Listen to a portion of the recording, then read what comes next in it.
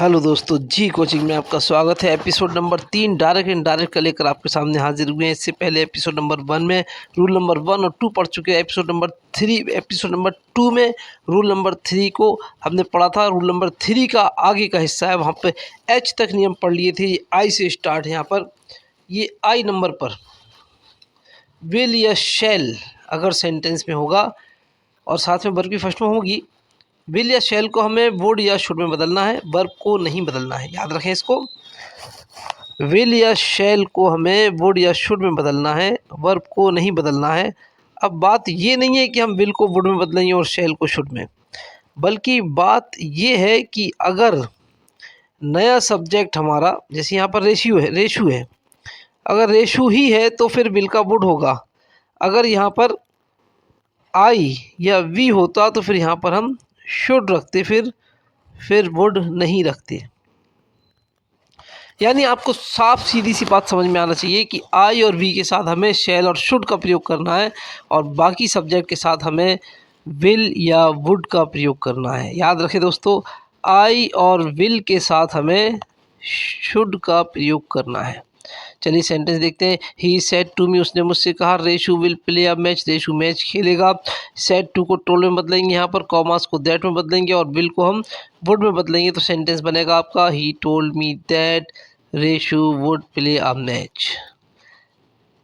बात का अर्थ नहीं बदलेगा। यहाँ पर उसने मुझसे कहा कि रेशू मैच खेलेगा। रोमा सेड, रोमा ने कहा, I shell go to school. देखो आई के साथ यहाँ पर शैल आया है।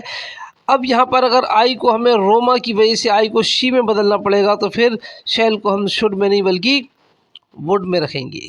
Roma said that she would go to school. चलिए अगले नियम पर चलते हैं। जे विल भी या शैल भी है तो उसको हम वुड भी या शुड में बदलेंगे। तो बात यहाँ पर समझ में आना चाहिए कि विल या शैल को वुड शुड में बदला था, यहाँ पर भी विल या शैल को हम वुड या शुड में बदलेंगे। बी जैसा है वैसा रखा रहेगा। इसमें वर्ब का उल्लेख नहीं किया, इसका मतलब वर्ब जैसी दी होगी वैसी ही रखना पड़ेगी, वर्ब को चेंज नहीं करेंगे। ही सेड टू मी, उसने मुझसे कहा, the child will be playing, बच्चे खेल रहे होंगे। ही told me that the child would be playing, ये चाइल्ड के साथ विल है, इसको वुड कर दिया। रूल नंबर के पर चलते हैं हम लोग। रूल नंबर के हमसे कह रहा है कि विल हैव या शैल हैव अगर आ गया सेंटेंस में तो उसे हम वुड हैव या शुड हैव में बदलेंगे। यहाँ पे भी बात वही है कि विल या शैल को वुड या शुड में बदल रहे हैं, हैव वैसी रहेगा और वर्ब का उल्लेख नहीं है। इसका मतलब वर्ब जो दी है वर्ब वैसी रखेंगे, वर्ब को चेंज नहीं करेंगे। I said commas I shall have played by 3 o'clock, मैंने कहा मैं 3 बजे तक खेल चुका हूँगा। यहाँ पर सेंटेंस में आई के साथ शैल का प्रयोग हुआ है। अगर ये आई ही रहेगा तो फिर शुड लगाना पड़ेगा। हाँ, यहाँ तो आई जो है वो आई है। चलिए देखते हैं क्यों है। ओहो, ये कहने वाला अगर आई है तो आई को बदलते नहीं है, इसलिए आई को आई ही रखा गया। शैल को अब शुड में रखना पड़ेगा। आई सेड दैट, मैंने कहा, I should have played by 3 o'clock। कुछ भी नहीं बदला, क्या किया, शैल को शुड में बदल दिया। बाकी बदलाव कॉमास की जगह दैट तो रखते ही हैं। तो साफ बात हो गई, विल या शैल को हमें वुड या शुड में बदलना है और उसके साथ किसी को भी नहीं बदलना है। केवल प्रोनाउन में परिवर्तन हो सकता है, जैसे कि यहाँ पर Sheru said commas I shall have played by 3 o'clock। यहाँ पर सेंटेंस बिल्कुल सेम वही है, आई की जगह यहाँ पर शेरू को रखा गया है। यहाँ पर आई की वजह से आई को नहीं बदला था, शेरू की वजह से आई को ही में बदलेंगे, तो शैल को फिर वुड में बदलना पड़ेगा। है बात समझ में आई। आई और वी के साथ हमें शुड का प्रयोग करना है और बाकी सब्जेक्ट के साथ हमें वुड का प्रयोग करना है। Sheru said that he would have played by 3 o'clock। फिर अगला नियम देखें, विल या शैल, ये एल वाला नियम है। विल या शैल के साथ हैव बीन होगा। बात वही है कि विल या शैल को ही वुड या शुड में बदलना है, बाकी कुछ भी नहीं बदलना है। इसके साथ के वर्ब को भी नहीं बदलना है। रेखा सेड, रेखा ने कहा, I shall have been resting since Monday, मैं सोमवार से आराम कर रही होंगी।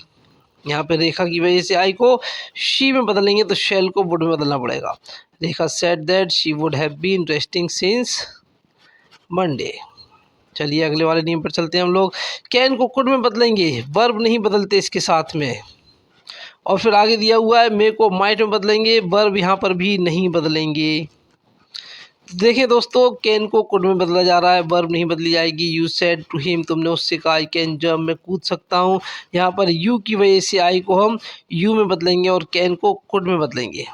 यू टोल्ड हिम, तुमने उससे कहा दैट यू कुड जंप, कि तुम कूद सकते हो। मे को माइट में बदलने जा रहे हैं, वर्ब इसके साथ भी नहीं बदलेंगे। The teacher said commerce Johnny may go out, Johnny जा सकता है, यानी इजाज़त मिली हुई है, चाहे तो जाए चाहे तो ना जाए। द टीचर सेड, टीचर ने कहा that Johnny might go out, may को किस में बदलना पड़ा, माइट में। याद रखें, कैन को कुड में, मे को माइट में बदलते हैं। अगला वाला नियम है, ये आपके लिए बहुत आसान नियम है, ये बहुत सीधी सीधी सी बात इसमें कही गई है, और वो क्या है, देखें, had, had been, had better, could, would, should, might, must, ought to, used to, needn't, ये जितने भी हेल्पिंग वर्ब आ रहे हैं, मॉडल्स आ रहे हैं इसके अंदर, ये कुछ भी नहीं बदले जाएंगे। जैसे हम माइट को, मे को माइट में बदला, अब माइट अगर सेंटेंस में आ गया तो नहीं बदला जाएगा। शैल को शुड में बदला, अब शैल और शुड आ गया तो सेंटेंस में शुड नहीं बदला जाएगा। द प्लेयर सेड, खिलाड़ियों ने कहा वी शुड प्ले डेली, हमें रोज़ाना खेलना चाहिए। यहाँ पर आपके लिए एक चीज़ सीखने की है, और वो क्या है, देखें यहाँ पर क्या है, प्लेयर्स बहुवचन है और सेंटेंस में सब्जेक्ट की शक्ल में यहाँ पर WV है, इसका मतलब होता है हम। तो यहाँ पर एक्टिव वॉइस पैसिव वॉइस में अगर यहाँ बहुवचन आएगा तो वी को हमें दे में बदलना पड़ेगा। बात समझ में आई? अगर सब्जेक्ट की जगह बहुवचन आएगा या दे आ जाए तो वी को हमें दे में बदलना पड़ेगा। ये चीज़ आपकी समझ में आना चाहिए। बाकी शुड तो जो है वो बदला ही नहीं गया।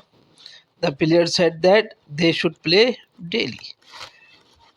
तो उम्मीद है कि ये रूल नंबर 3 जो है यहाँ पर पूरा हुआ और आपकी समझ में आया होगा।